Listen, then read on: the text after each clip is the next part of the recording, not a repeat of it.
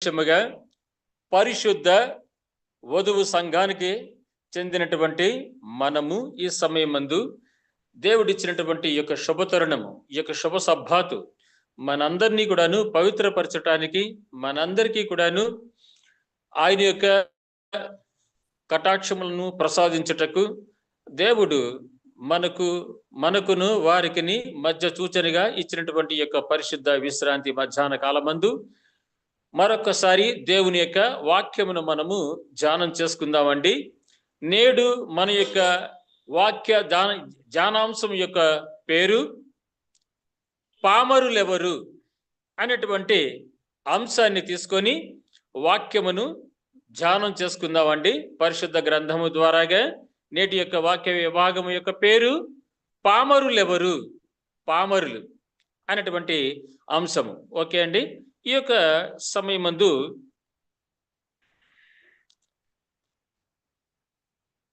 యోహాను సువార్త 7వ అధ్యాయము 14-15 వచనాలను చదువుకుందామండి. యోహాను సువార్త 7వ అధ్యాయము 14-15 వచనాలు చదువుకుందాం.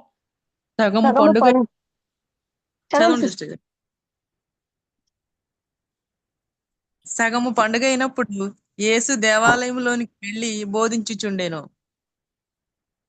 యూదులు అందుకు ఆశ్చర్యపడి చదువు కొనని ఇతనికి ఈ పాండిత్యం ఎట్లు వచ్చానని చెప్పుకొనిరి.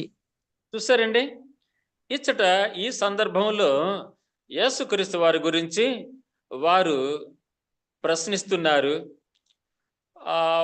క్రీస్తు వారిని గురించి వారు విమర్శిస్తున్నారు, ప్రశ్నిస్తున్నారు, విమర్శిస్తున్నారు. ఏమనంటే యేసుక్రీస్తు ఈ యేసు చదువుకోలేదు కదా, ఈ చదువుకోకుండా ఉన్నటువంటి ఈ యొక్క యేసునకు ఈ యొక్క పాండిత్యం ఎలా వచ్చింది అని వారు విమర్శిస్తున్నారు, ప్రశ్నిస్తున్నారు.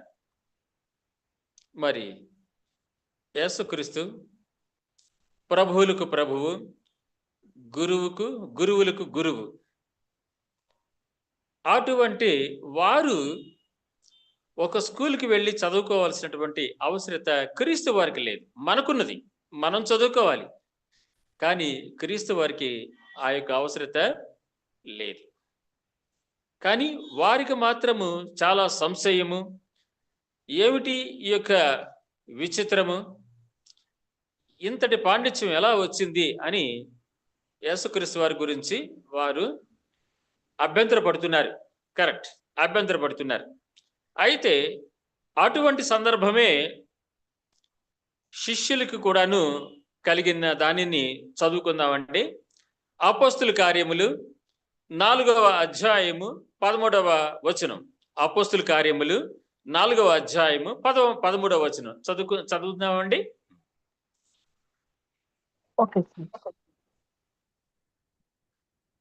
వారు పేతురు యోహానుల ధైర్యమును చూసినప్పుడు వారు విద్యలేని పామరులని గ్రహించి ఆశ్చర్యపడి వారు యేసుతో కూడా ఉండిన వారని గుర్తెరిగిరి. చూసారా, ఒకప్పుడు యేసుక్రీస్తు వారి గురించి అభ్యంతరపడ్డారు, ఆయనను ప్రశ్నించారు, ఆయన గురించి సంకోచాన్ని వ్యక్తంపరిచారు. చదువుకోలేదు కదా, ఈ యేసునకు, ఈ వడ్లవాని కుమారునకు ఎలా ఈ యొక్క పాండిత్యము వచ్చింది, ఇతనికి ఈ యొక్క విద్యాభ్యాసము ఎలాగా, ఈ యొక్క విద్యా వికాసము ఎలాగ కలిగింది అని అభ్యంతరపడ్డారు, ప్రశ్నించారు. వారిలో వారే దాని గురించి కలవరం చెందినారు. అటు తర్వాత ఆయన యొక్క శిష్యులైనటువంటి పేతురు, యోహాను, వీళ్ళిద్దరు యొక్క ధైర్యము, వీరిద్దరిలో ఉన్నటువంటి జ్ఞానము, వీరు బోధించుతున్నటువంటి విధానము, అనేకమైనటువంటి ఆశ్చర్యమైనటువంటి సంగతులను, గొప్ప సంగతులను అధిక బుద్ధితో వారు ఆ దేవుని యొక్క రాజ్యము గురించి వారు ఉద్బోధిస్తున్నారట. అప్పుడు మరలా ఈ యొక్క పేతుర్ని, యోహానుని చూసి వీళ్ళు పామరులు కదా, వీళ్ళకి ఈ పాండిత్యం ఎలా వస్తుంది, వీళ్ళ ధైర్యం ఏ పాటిది? వీళ్ళ దగ్గర ఉన్నటువంటి యొక్క వాక్య జ్ఞానం ఎలా వచ్చింది వీరికి అని వీరి గురించి కూడాను, పేతురు గురించి, యోహాను గురించి కూడాను అచ్చట ఆ జనాంగము అభ్యంతరపడినట్లుగా, సంశయము వ్యక్తం చేసినట్లుగా మనం అక్కడ చూడవచ్చు. తర్వాత విద్య లేని వారు పామరులైతే విద్య ఉన్నవారు సోమరులైన పామరులు. మరొకసారి చెప్తానండి. విద్య లేని వారు పామరులైతే విద్య ఉన్నవారు సోమరులైన పామరులు. ఇది కొంచెము దీనిని నిదానించి అర్థం చేసుకుంటే, విద్య లేకపోతే, చదువుకోలేకపోతేనేమో పామరులట. కానీ చదువుకొని కూడాను సోమరితనం ఉంటే వారును పామరులేరట. అంటే నాలాంటి వాడు అలసత్వం చేత, ఆలక్ష్యము చేస్తూ, అశ్రద్ధ వహించి మరి యేసుక్రీస్తు వారి యొక్క లేఖనాలను మరి శ్రద్ధగా చదవకపోతే, వాటిని చదివి బాగా సంగ్రహించుకోకపోతే, మరి బిఏ పట్టా ఉన్నా, లేకపోతే ఇంకేదన్నా పిహెచ్డీలు చేసినా, నేను చేయలేదనుకోండి, అయితే ఆ యొక్క డిగ్రీలు దేనికి పనికిరావు. అది కేవలము ఈలోక జీవనోపాధికి మాత్రం ఉపయోగపడతాయేమో కానీ జీవాధిపతి అయినటువంటి, జీవార్థమైనటువంటి, ఉజ్జీవకరమైనటువంటి లేఖనములను అర్థం చేసుకోవడానికి మాత్రము ఆ యొక్క విద్యాభ్యాసము ఉపయోగపడదు. అది ఎటులను ఈ సమయమందు మనము ఆలోచన చేద్దాం. చూడండి, హెబ్రీలకు రాసినటువంటి పత్రిక 202వ పేజీ అండి. హెబ్రీలకు రాసినటువంటి పత్రిక 5వ అధ్యాయము 12 నుంచి 14 వచనాలు ఒకరు చదవండి. హెబ్రీలు 5:12 నుంచి 14 వచనాలండి. 202వ పేజీ. కాలమును బట్టి చూచితే మీరు బోధకులుగా ఉండవలసిన వారై ఉండగా దేవోక్తులలో మొదటి మూల పాఠములను ఒకడు మీకు మరలా బోధింపవలసి వచ్చును. మీరు పాలు త్రాగవలసిన వారే గాని బలమైన ఆహారమును తినగలవారు కారు. మరియు పాలు త్రాగు ప్రతివాడును శిశువే గనుక నీతి వాక్య విషయంలో అనుభవము లేని వాడై ఉన్నాడు. వయసు వచ్చిన వారు చదవమంటారా సార్? వయసు వచ్చిన వారు అభ్యాసము చేత మేలు కీడులను వివేచించుటకు సాధకము చేయబడిన జ్ఞానేంద్రియములు కలిగి ఉన్నారు గనుక బలమైన ఆహారము వారికే తగును. Okay sir. కరెక్ట్, అవునండి, ధన్యస్వి, నిజమే. చూసారా, ఈ యొక్క ఏప్రిల్ రాసినటువంటి పత్రిక 5వ అధ్యాయము 12 నుంచి 14 వచనాలు కనుక మనం చూసినట్లయితేనండి, కాలమును బట్టి చూస్తే, కాలము అంటే నాకు డిగ్రీ అయిపోయింది, మీలో కొందరికి పిహెచ్డి అయిన వాళ్ళు ఉంటారు, లేకపోతే ఎండి చేసిన వాళ్ళు అది ఎంఏ థియాలజీ చేసిన వాళ్ళు ఉంటారు. ఇలాగ ఏదైనా కానీ ఒక విద్యార్హతలు, అధికమైనటువంటి విద్యా అర్హతలు కలిగినటువంటి వారు ఉండి ఉంటారు. అయితే ఆ యొక్క కాలమును బట్టి, ఆ యొక్క డిగ్రీలను బట్టి, వయస్సును బట్టి కొన్ని డిగ్రీలు సంపాదించుకుంటే మనము సంపాదించుకోవచ్చు, మంచిదే. అయితే విద్య ఉన్నా కూడాను, విద్యను అభ్యసించినటువంటి విద్యాధికులు అయినప్పటికీ కూడాను సోమరితనం వలన మనము అలక్ష్యం చేసినట్లయితే దేవుని యొక్క వాక్యాలని చదవటానికి, అప్పుడు మనము పామరులు అవుతామని నేను ఇందాక చెప్పి ఉన్నాను. మరొకసారి ఆ కవితా సూక్తిని మరొకసారి గుర్తు చేస్తానండి. విద్య లేని వారు పామరులైతే విద్య ఉన్నవారు సోమరులైన పామరులు. ఇది చూసారా, ఆ విధంగా మనము సరైన విధముగా పరిశుద్ధ గ్రంథమును పఠించకపోతే మనము ఆ చదువు లేనటువంటి విద్యా విహీనులతో సమానం అని ఈ యొక్క వాక్యాన్ని బట్టి మనం చూస్తున్నాము. అంతేకాకుండాను అటువంటి అలసత్వము, అలక్ష్యము, అశ్రద్ధాభావం కలిగినటువంటి వారైతే మరి ఎప్పుడు కూడాను వేరొకరి చేత వాక్యములను లేకపోతే సందేహములను నివృత్తి చేసుకోవడానికి ఎప్పటికప్పుడు మనం అడుగుతూనే ఉంటూ ఉంటాం. అలా కాకుండా మనము శ్రద్ధ పెట్టి మనసు పెట్టి లేఖనముల యందు మనకు నిత్య జీవము కలదని యోహాను సువార్త 5వ అధ్యాయం 39వ వచనం ప్రకారంగాను, యెషయా 34:16 ప్రకారంగాను యెహోవా గ్రంథమును పరిశీలించి చదువుకొనుడి. చూసారా, ఆ రీతిగా మనము చదువుకున్నట్లయితే మనకు దేవుని యొక్క వాక్యములో ఉన్నటువంటి శక్తి, దానిలో ఉన్నటువంటి మహిమ, దానిలో ఉన్నటువంటి ఆనందాన్ని, మనకు కావలసినటువంటి సంరక్షణ, సపోర్టింగ్ దేవుని యొక్క వాక్యాల ద్వారాగా మనకు లభిస్తాయి. అది ఎవరికైనా లభించడం లేదు అంటే వారు చిత్తశుద్ధితో, ఆసక్తితో ఆ యొక్క వాక్యములను సరైన విధంగా ఆకలింపు చేసుకోవాలి, ధ్యానించాలని మనకు చెప్పకనే చెప్పబడుతోంది. మనము ఆ రీతిగా అవగాహన కలిగినటువంటి వారమై ఉండి ఉన్నాము దేవుని యొక్క కృప చేత. తర్వాత అండి, మత్తయి సువార్త 11వ అధ్యాయం 25వ వచనము. అమ్మా ఎస్తేరమ్మ చదువుతారండి. మత్తయి సువార్త 11వ అధ్యాయం 25వ వచనం. చదువుతాను. ఆ సమయమున 11:25 కదండి? అవునమ్మా.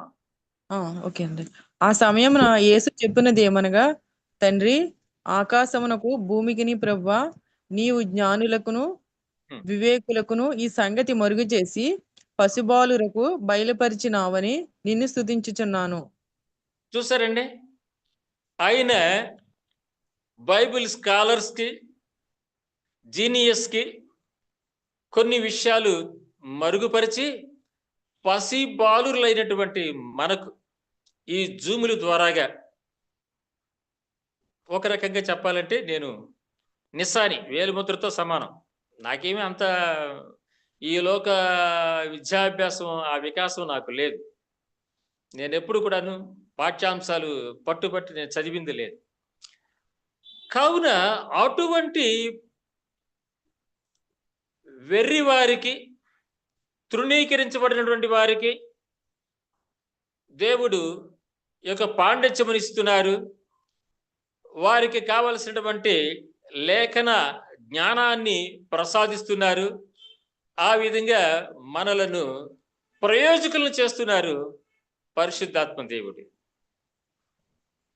మనము బైబిల్ స్కాలర్స్ కాకపోయినప్పటికీ కూడాను, ఏమంటే జీనియస్ కాకపోయినప్పటికీ కూడాను, మనము పిహెచ్డి పట్టాభద్రులు కాకపోయినప్పటికీ కూడాను, ఏ యొక్క యూనివర్సిటీలకు వెళ్ళకపోయినప్పటికీ కూడాను, దేవుడు మనకు ఈ యొక్క జూముల ద్వారాగా మన యొక్క సంఘాల వివిధ మరి ప్రార్థన కూడికలు, వారం వారము ఆజ్ఞ చొప్పున విశ్రాంతి దిన ఆచరణ, మరియు రివైవల్ మీటింగులు, ఉజ్జీవ సువార్త సభలు, ఇటువంటి సభల ద్వారాగా ఆయా కాలముల యందు ఆయన యొక్క కృపలో వర్ధిల్లినటువంటి పెద్దలను, బైబిలులో మంచి అనుభవం కలిగినటువంటి దైవజనులను మన యొక్క సంఘాలకు దేవుడు పంపిస్తున్నారు.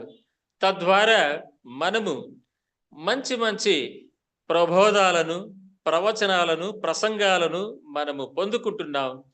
దేవుని యొక్క కృపచేత ఆయన యొక్క ప్రేమలో మనము ఫలిస్తూ ఉన్నాం.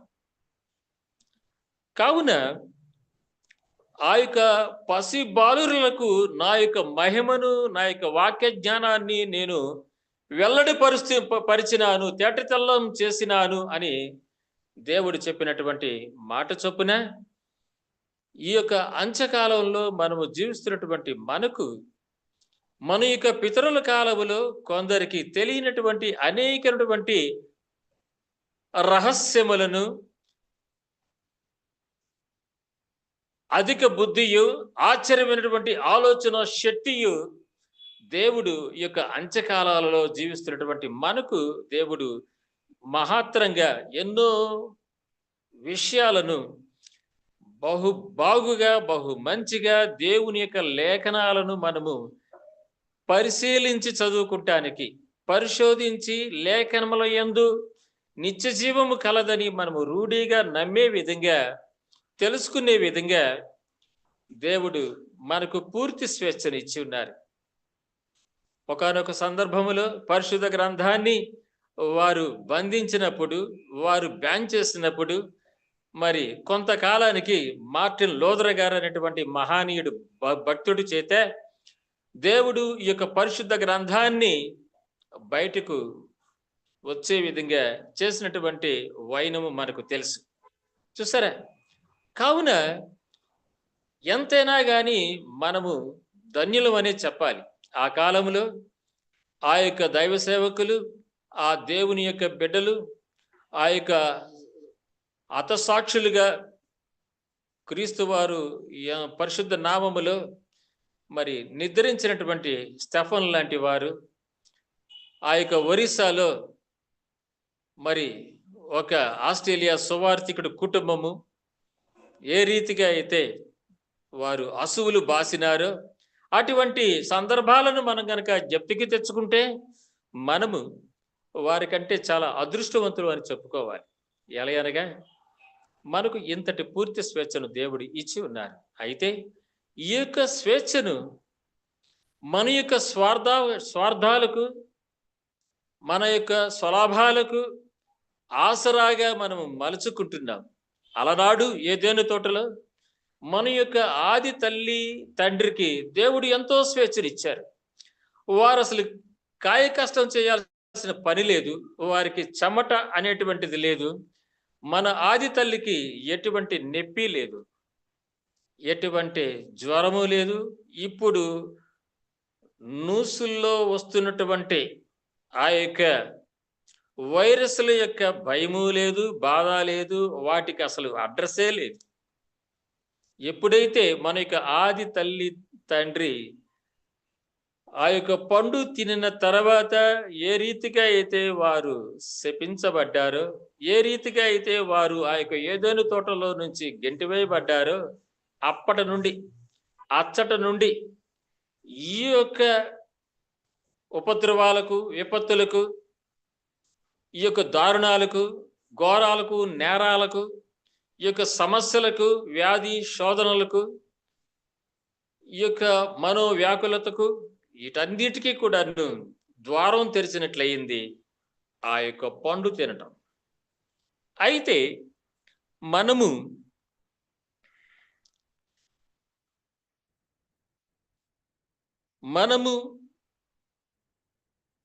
లేక నాలాగా కొందరు పామర్లైనప్పటికీ కూడాను, లేక మీలాగా మరికొందరు చదువరులైనప్పటికీ కూడాను, అందరూ చదువు వచ్చినటువంటి వారు, చదువు రానటువంటి వారు కూడా అందరూ కూడాను చేయవలసినటువంటి బృహత్తరమైనటువంటి పథకాన్ని, కర్తవ్యాన్ని దేవుడు ఒకటి ఇచ్చి ఉన్నారు.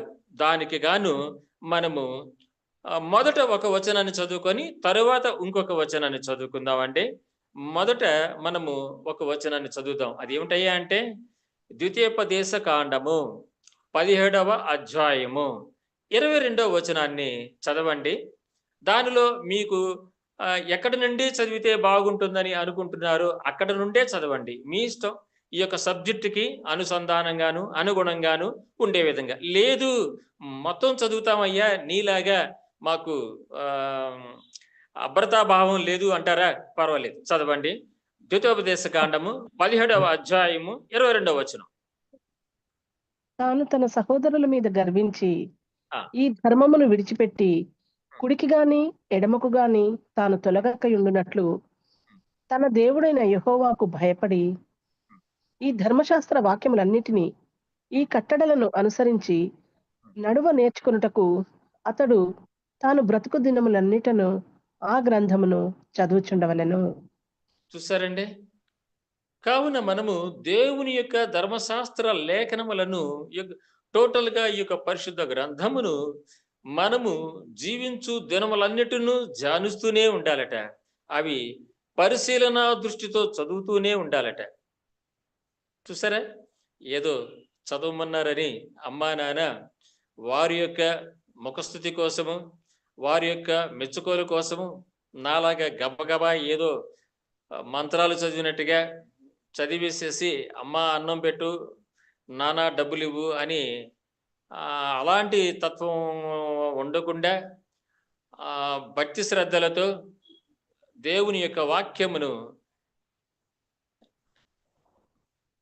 నిష్ట కలిగి మంచి నిరీక్షణతో, మంచి సాత్వికమతో, సత్యాన్వేషణతో టోటల్గా దేవుని యొక్క వాక్యాన్ని మనము బ్రతికేచున్నటువంటి దినములన్నిటిను దేవుని యొక్క వాక్యమును చదువుతూనే ఉండాలట. మొన్న మధ్యన ట్రైన్లో మా వాళ్ళని డ్రాప్ చేయడానికి కొంత దూరం వెళ్ళినప్పుడు ఒక ఆమెని పరిశీలన చేశాను. ఏసీ క్లాస్లోనే ఉంది ఆమె. ఏదో చిన్న సహాయం అడిగింది, ఏదో సలహా ఇచ్చాము, బాగానే అయిపోయింది. ఆ తర్వాత ఆమె ఏం చేసిందంటే బైబిల్ తీసి చదువుతోంది. అప్పుడు నాకు అనిపించింది, నేను ఒక 2-3 గంటలు డ్రాపింగ్ కోసం వెళ్ళాను కదా అని నేను బ్యాగ్ తీసుకెళ్ళకుండా వెళ్ళాను. సరే, ఆమె ఆ యొక్క బైబిల్ తీసి చదువుతోంది. ఆమె పేరు శాంతి అట, వారు వైసాస్ అట. అవన్నీ తర్వాత తెలిసింది. ఆమె ఎప్పుడైతే బైబిల్ ఓపెన్ చేసి చదువుతోందో నాకు చాలా ఆశ్చర్యం అనిపించింది. పాస్టర్ని నేను బైబిల్ తీసి చదవటం లేదు, ఆమె ఒక విశ్వాసి, ఆమె ఆ యొక్క గ్రంథాన్ని తెరిచి ట్రైన్లో చదువుతోందే అనుకున్నాను. అయితే ఎక్కువ మంది హిందువులే ఉన్నారు ఏసీ బోగిలో. అయినా కానీ ఆమె ధైర్యం చేసింది. బహుశా నా కూతుర్ని చూసి ధైర్యం తెచ్చుకుందో ఏమో నాకైతే తెలియదు, కానీ మొత్తం మీద ఆమె బైబిల్ తీసి చదువుతూ ఉంటే వారితో నేను మాట్లాడటం జరిగింది. మన యొక్క అడ్వెంటిస్ట్ సత్యం గురించి వారితో నేను ముచ్చటించటం జరిగింది. నేను అనుకున్నాను ఆమె ఒక సాధారణ గృహడేమో అనుకున్నాను. తీరా ఆమెను ఎంక్వైరీ చేస్తే ఆమె టీచర్ అయితే ప్రైవేట్ స్కూలా, ఏ స్కూల్ అని అడిగితే లేదు గవర్నమెంట్ టీచర్ని అని చెప్పింది. అప్పుడు నాకు చాలా సంతోషం వేసింది. ఒక గవర్నమెంట్ ఎంప్లాయీ అయ్యుండి, అందులోనూ ఓసీ క్యాండిడేట్ అయినప్పటికీ కూడాను ఆమె ఎంతో భక్తి శ్రద్ధలతో పరిశుద్ధ గ్రంథాన్ని ఆమె చదువుతోంది. నేను చెప్పాను, అమ్మా నేనేమి బ్యాగ్ తీసుకురాలేదండి, నేనేమి బుక్ మీకు ఇవ్వటం లేదని బుక్ మార్క్ మాత్రం ఇచ్చాను.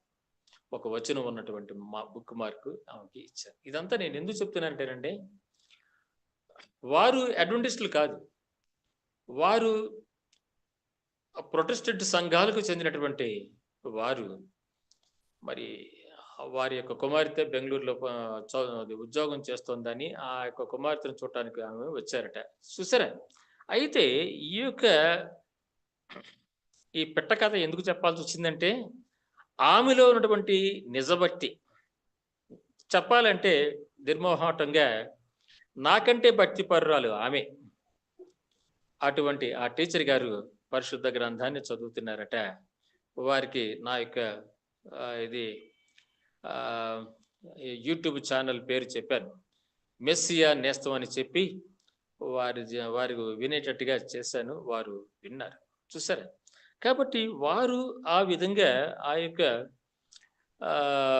పరిశుద్ధ గ్రంథాన్ని ట్రైన్లో చదవటం అనేటువంటిది నాకు గుర్తుకొచ్చింది. అప్పుడు మాత్రము నాకు ముచ్చట వేసింది. సరే, మన యొక్క ద్వితీయోపదేశకాండం 17వ అధ్యాయం 22వ వచనం ప్రకారంగాను మనము దేవుని యొక్క సత్యములోంచి, కృపలోంచి, సంరక్షణలోంచి, నిత్య జీవంలోంచి బయటపడకుండా ఉండాలి అంటే, మనం జారిపోకుండా ఉండాలి అంటే దేవుని యొక్క ధర్మశాస్త్రములను, దేవుని యొక్క పరిశుద్ధ గ్రంథమును మనము జీవించు దినములన్నిటిను మనము బ్రతికి ఉన్నాము అంటే ఆ యొక్క గ్రంథాన్ని చదవవలసినటువంటి ఆవశ్యకత ఉన్నదని ఆ యొక్క వాక్యము నాలాంటి వాడిని హెచ్చరిస్తోంది, బుద్ధి చెప్తోంది, ఖండిస్తోంది. అయినప్పటికీ కూడాను ఈ వచనాన్ని నేను చూడకుండా మీకు చెప్పినప్పటికీ కూడానండి, నేను మాత్రము బైబిల్ చదివేటువంటి విషయంలో కాస్త అలసత్వాన్ని, అశ్రద్ధను వహిస్తూ ఉంటాను.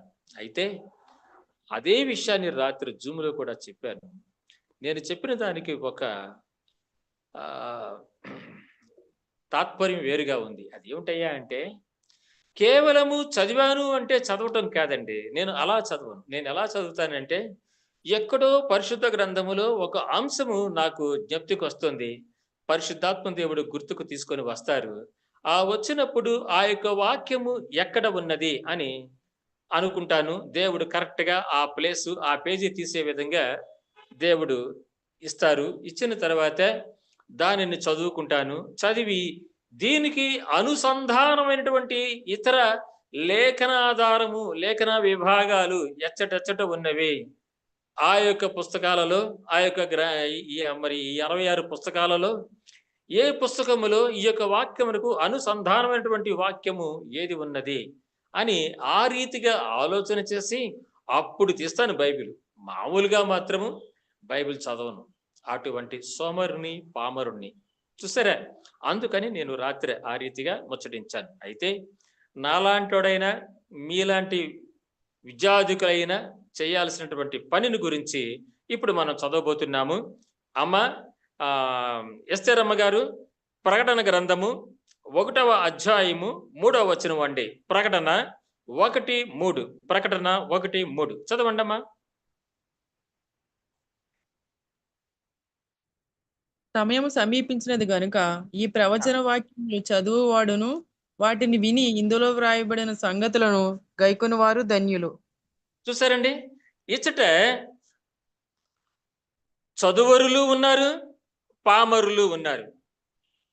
అంటే చదివేవారు చదువుచుండగా చదవలేనటువంటి వాడు ఆ చదువుతున్నటువంటి వారి యొక్క మాటలను విని గ్రహించి మనసును పెట్టుకొని ఆ యొక్క వచనాలను, ఆ యొక్క వాక్యమును అధ్యయనం చేయాలట.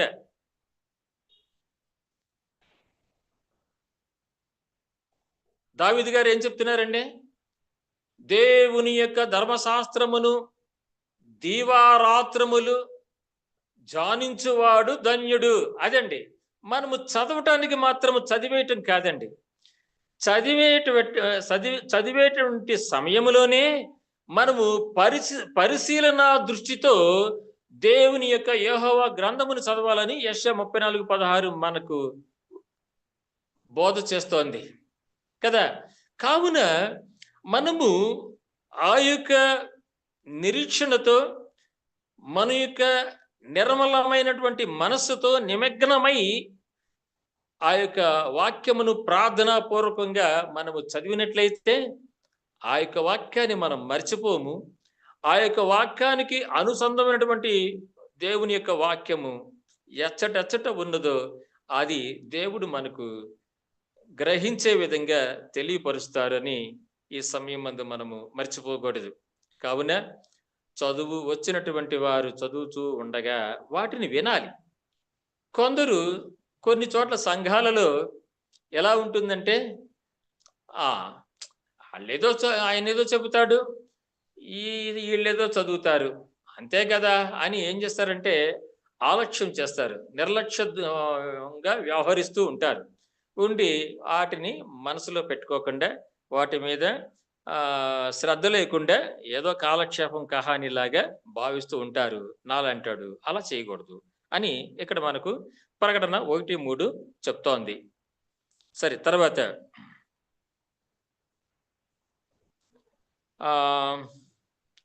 అమ్మా అది చదవండి అమ్మా. అది వైజంతమ్మా. అపోస్తుల కార్యములు 8వ అధ్యాయం 28 అండి. 8:28 అపోస్తుల కార్యములు 8:28 సార్. అవునమ్మా. అంతటా వారు సాక్ష్యం ఇచ్చుచు ప్రభువు వాక్యము బోధించి యెరూషలేమునకు తిరిగి వెళ్ళుచు సమరయుల అనేక గ్రామములలో సువార్తను ప్రకటించుచూ వచ్చిరి. సారీ సార్, 28 అన్నారు, నేను 28 చదివాను. Sorry sir.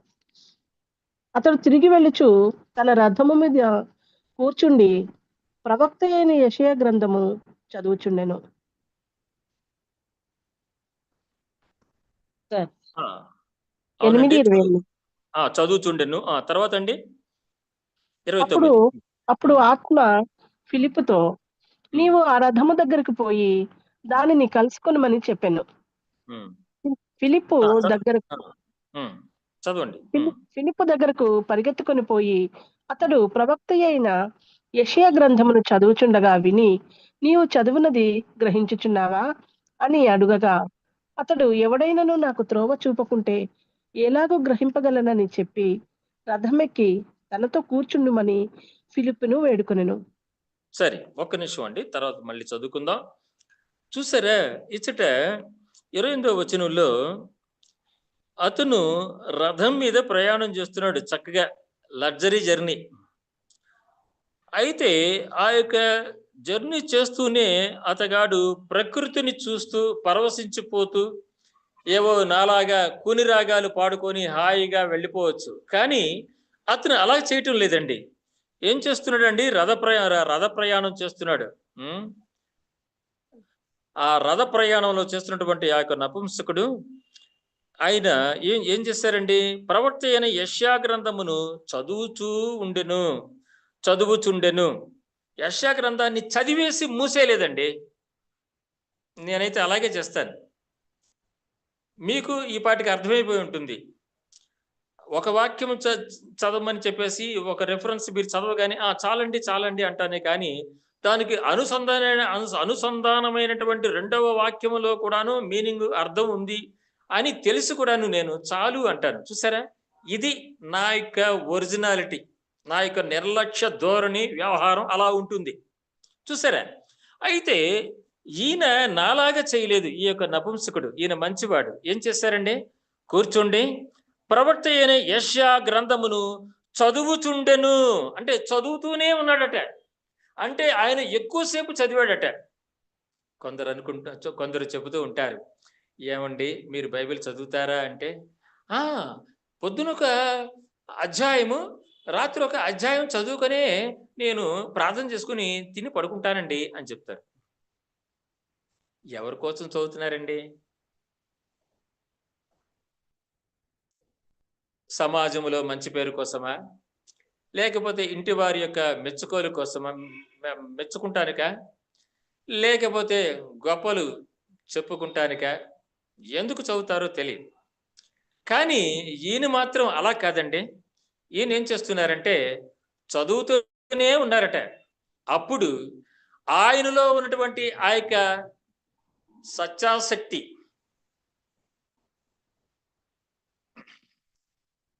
ఆయనలో ఉన్నటువంటి ఆ యొక్క వాక్యం మీద తనకున్నటువంటి ఆసక్తిని, ఆ యొక్క సత్యాన్వేషణను గమనించినటువంటి పరిశుద్ధాత్మ దేవుడు ఫిలిప్పునకు గ్రీన్ సిగ్నల్ ఇచ్చారు.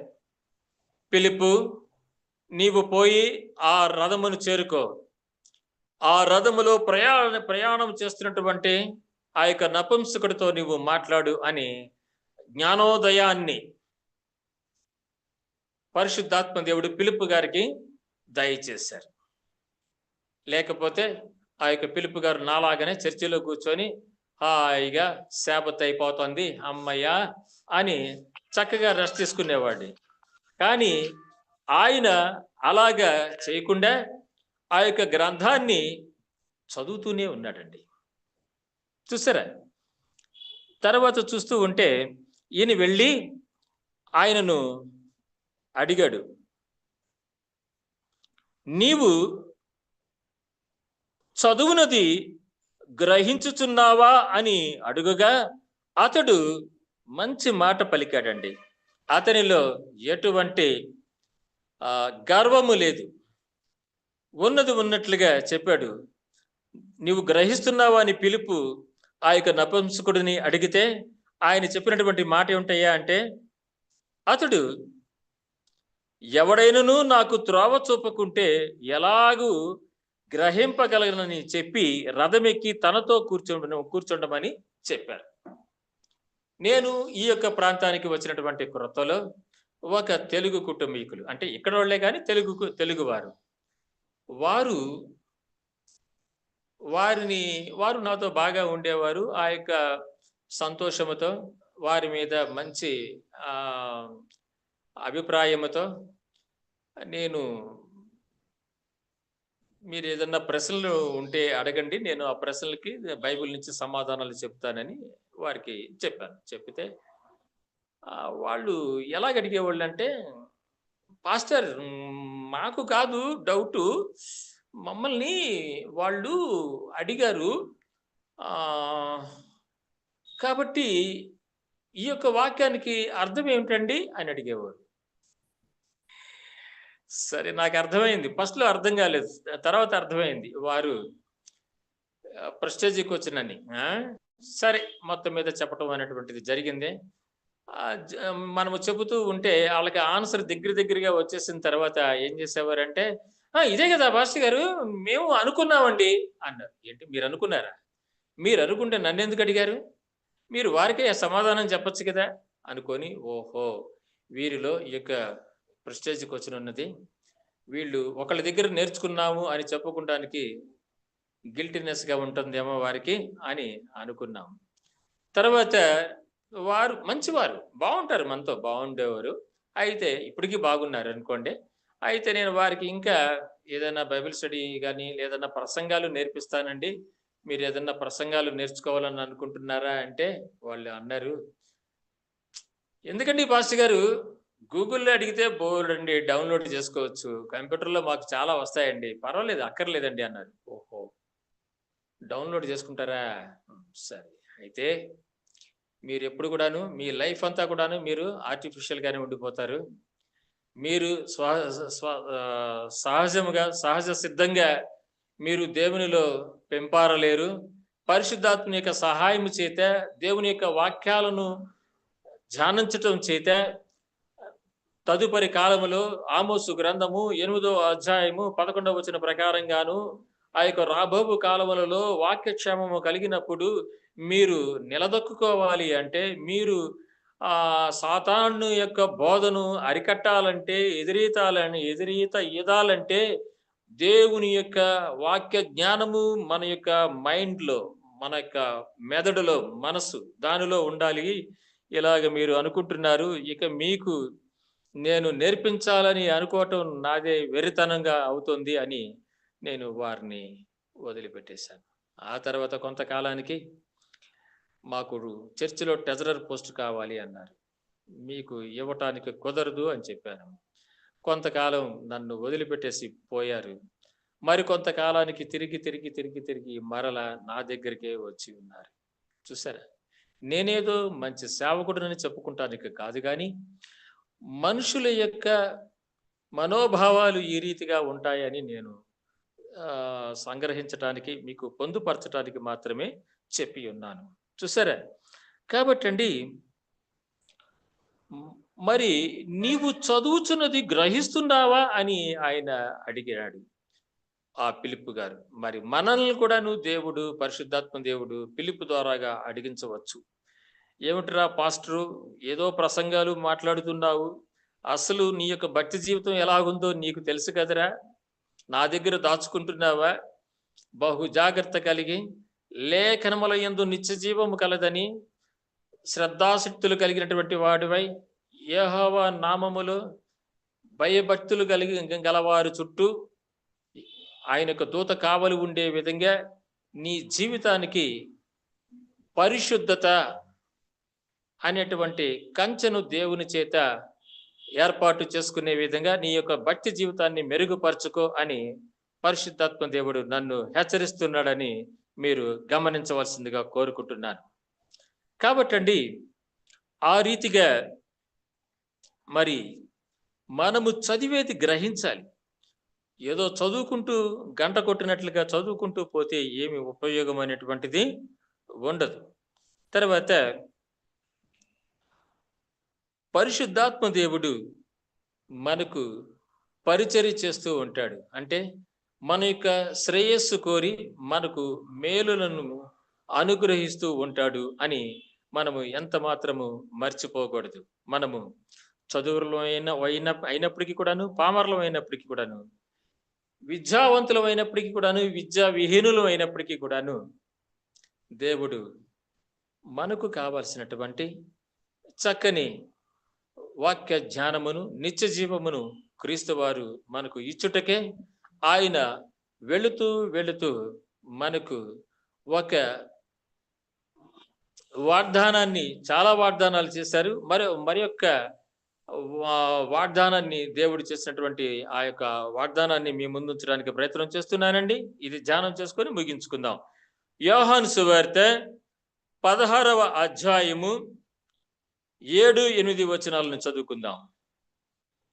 యోహాను సువార్త 16. అయితే చదవండి. అయితే నేను ఉమ్, మీతో సత్యము చెప్తున్నాను, నేను వెళ్ళిపోవటం వలన మీకు ప్రయోజనకరము. ఉమ్, నేను వెళ్ళని ఎడల ఆదరణకర్త మీ యుద్ధకు రాడు. ఉమ్, నేను వెళ్ళిన ఎడల ఆయనను మీ యుద్ధకు పంపుదును. ఉమ్. ఆయన వచ్చి పాపమును గూర్చియు నీతిని గూర్చియు తీర్పును గూర్చియు లోకమును ఒప్పుకొన చేయును. చూసారండి, ఇచ్చట పరిశుద్ధాత్మ దేవుని యొక్క పరిచర్య ఏంటో తెలుసండి. మనం నేను ఎప్పుడు కూడాను ఏమని కోరుకుంటానో తెలుసండి, పరిశుద్ధాత్మ దేవుడా, ఈ యొక్క సంకట స్థితిలో నాకు జ్ఞానాన్ని దయచేయి, నన్ను కాపాడు. ఇదిగో తండ్రి, ఈ సమయంలో ఈ యొక్క ట్రైన్ టికెట్స్ దొరికే విధంగా ఆశీర్వదించు. దేవా, ఈ సమయం మందు నా ప్రయాణంలో మీరు తోడుగా ఉండండి. మీ యొక్క రక్షణ దూతలను కావలా ఉంచండి. సురక్షితంగా ఆ యొక్క గమ్యానికి చేరే విధంగా కాపాడండి అని నేను పరిశుద్ధాత్మ దేవుడిని ఆ రీతిగా సహాయము అడుగుచు ప్రార్థిస్తూ ఉంటూ ఉంటాను. అయితే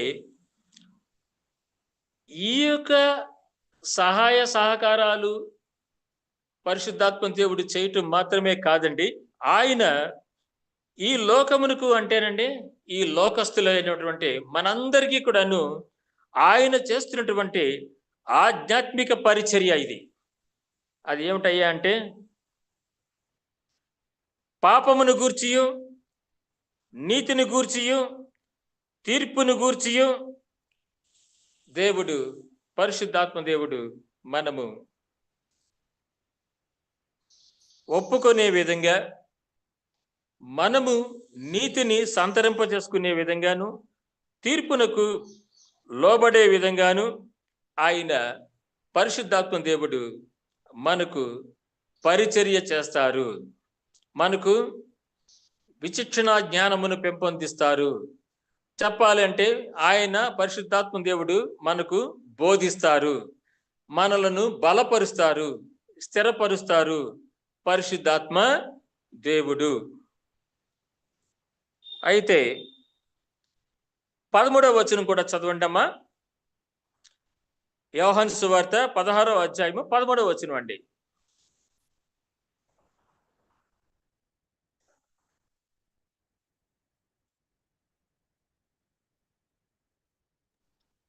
అయితే ఆయన అనగా సత్యస్వరూపి అయిన ఆత్మ వచ్చినప్పుడు మిమ్మను సర్వసత్యంలోనికి నడిపించును.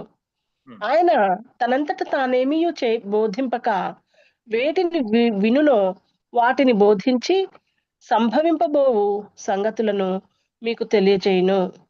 చూసారండి, పరిశుద్ధాత్మ దేవుడు సంభవింపబోవు పరిస్థితులను, సంగతులను పరిశుద్ధాత్మ దేవుడు మనకు తెలియపరుస్తారట. ఇది చాలా ప్రాముఖ్యమైనటువంటి అంశం అండి. మరియు తెలియపరచడం మాత్రమే కాకుండా ఆయన మనలను సర్వసత్యములోనికి నడిపించి మనలను స్థిరపరిచి బలపరుస్తారట. ఆయన మనకు జరగబోయేటువంటి సంభవాలను పరిశుద్ధాత్మ దేవుడు మనకు తెలియపరుస్తారట. కాబట్టి ఆ యొక్క పండితులకును, శాస్త్రులకును, మేధావులకును మరుగుపరిచినటువంటి ఆ యొక్క వాక్య జ్ఞానమును, మేధా సంపత్తిని పసి బాలురులైనటువంటి మీకు తెలియపరుస్తున్నాను, అనుగ్రహిస్తున్నానని దేవుడు చెప్తున్నారు. కాబట్టి పసి బాలురము అయినటువంటి మనము అంటేనండి, దేవుని యొక్క వాక్యమందు మనము పెంపారకుండా ఇప్పుడిప్పుడే తప్పటడుగులు వేస్తూ ఒక్కొక్క మెట్టు ఎక్కుచు నడక నేర్చుకుంటున్నటువంటి పిల్లాడితో సమానము అని మనము ఇదివరకే మనము హెబ్రీయులకు రాసినటువంటి పత్రిక 5వ అధ్యాయము 12 నుంచి 14 వచనాల ద్వారాగా మనము గమనించి ఉన్నాం కదండి. కాబట్టి మనము పరిశుద్ధ గ్రంథము అనేటువంటి యొక్క లేఖనములను బాగుగా మనము ధ్యానం చేసి ఆ యొక్క లేఖనముల యందు మనకు నిత్య జీవము కలదని, ఈ యొక్క వాక్యమే ఆది యందు దేవుని యొద్ద ఉండినని, శరీరధారి అయి ఆ యొక్క వాక్యమే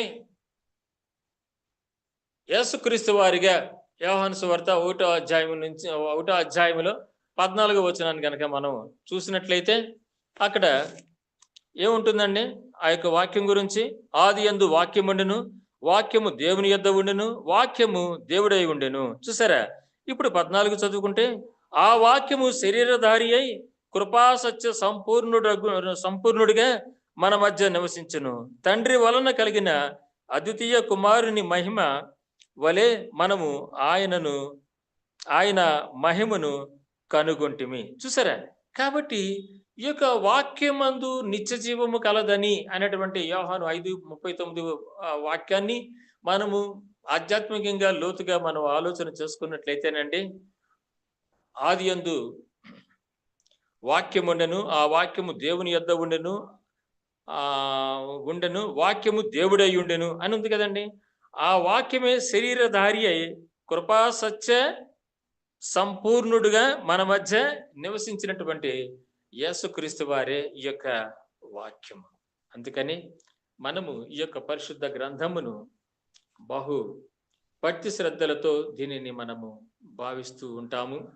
మనము ఈ యొక్క పరిశుద్ధ గ్రంథము పైన కీస్ కానీ, పెన్ను కానీ, స్పెట్స్ కానీ, ఈ యొక్క ఫోన్లు కానీ ఏమీ కూడాను ఈ యొక్క పరిశుద్ధ గ్రంథం మీద పెట్టకూడదు. అది తప్పు. పాస్టర్ నారాయణ నాకు ఆ రీతిగా ఉద్బోధించి నన్ను క్రమపరిచారు. కావునండి చాలా మంది కూడాను చూస్తూ ఉంటామండి, ఈ యొక్క గ్రంథం పైన కొన్ని పెడుతూ ఉంటారు వస్తువులు. అది పెట్టకుండా మనం ఉండాలండి. మనము చదువుకున్న వాళ్ళమైనా, చదువు లేనటువంటి వారు అయినప్పటికీ కూడాను మనకు క్రైస్తవ సంస్కృతి, సంస్కారము అనేటువంటిది మనము ఆకలింపు చేసుకున్నట్లయితే, దేవుడు చెప్పినట్లుగా ఈ లోకములో ఉన్నటువంటి జ్ఞానులను, శాస్త్రులను, పండితులను సిగ్గుపరచుటకు గాను వెర్రి వారైనటువంటి మిమ్మలను నేను ఎన్నిక చేసుకొని ఉన్నాను. మీరు నా యొక్క పరలోక రాజ్య సువార్త సాధకాలుగా నేను మిమ్మలను ఆశీర్వదిస్తున్నాను అని క్రీస్తు వారు పౌలు ద్వారాగా కొరింథీయులకు పత్రికలో మనకు అభయస్థాన్ని, వాగ్దాన వాక్యమును మనకు దేవుడు ఇచ్చినట్లుగానే మనము చదవటము మాత్రమే కాకుండాను చదివేటువంటి దానిని, లేకపోతే వినేటువంటి వాక్యాలను మనము మన యొక్క మనస్సుల్లో అవి భద్రపరుచుకొని దేవుని యొక్క వాక్య ప్రకారంగా జీవించటానికి మనము ప్రయత్నం చేయాలి. ఆ రీతిగా మనము ప్రయత్నం చేసినట్లయితే పరిశుద్ధాత్మ దేవుడు నిజ క్రైస్తవ సంస్కృతిని, సంస్కారమును, ఆయన యొక్క సర్వ కృపానిధియగు దేవుడు సకల ఆశీర్వాదములను మనకు ఎల్లప్పుడూ కూడాను సమృద్ధిగా ప్రసాదించి, కరుణించి, కాచి కాపాడును గాక. ఆమేన్.